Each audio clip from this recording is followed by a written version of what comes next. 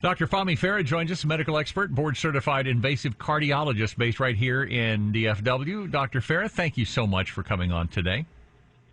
Thank you for having me. We keep hearing stories of heart disease has risen even among young people in the last few years, and you have to wonder, well, what's happened in the last few years? We had the pandemic. Are they connected? That is correct. Yes, there have been studies that have shown there is a connection. In fact, there was a major study that looked at more than 1 million people that came out post-pandemic that showed that the pandemic, the COVID virus itself, had a connection to heart disease, and across the board, like 20 different heart conditions, all when increased. The rate had increased for those who were infected with COVID infection. So was it COVID or was it the vaccine? Do we know yet? It was COVID. The study showed it was the virus itself. Well, if the vaccine carries a little COVID, wouldn't that be a possibility anyway, that some of the vaccines may possibly lead to some sort of heart disease? So far, there has not been a direct correlation with the vaccine and causing heart disease.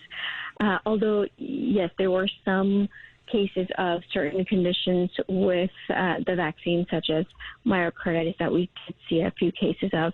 But for the vast majority, the connection is with the virus itself and not the vaccine. Well, let's talk about the virus. Who is this affecting most? I've been reading pretty much every demographic seems to be struggling with this.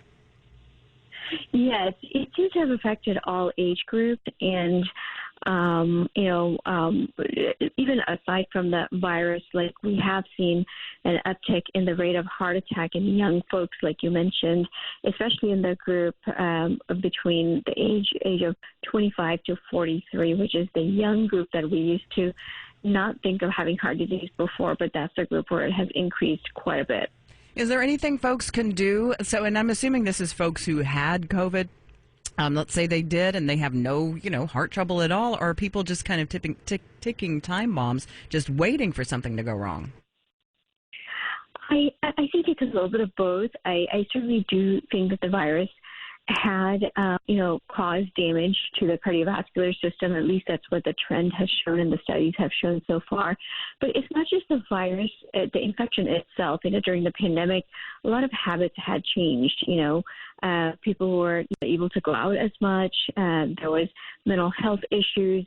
People were not going out to work out. Eating healthy was not as easy. So I think a lot of things, a lot of factors went into this increase in heart disease rate.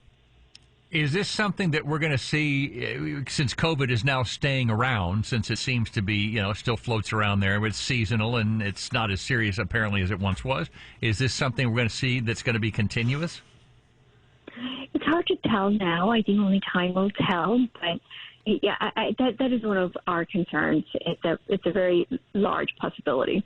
All right. Dr. Fahmi Farah, medical expert and a board-certified invasive cardiologist, our favorite cardiologist on this program. That's right. Thanks for coming on today. Thank you. Thank you for having me.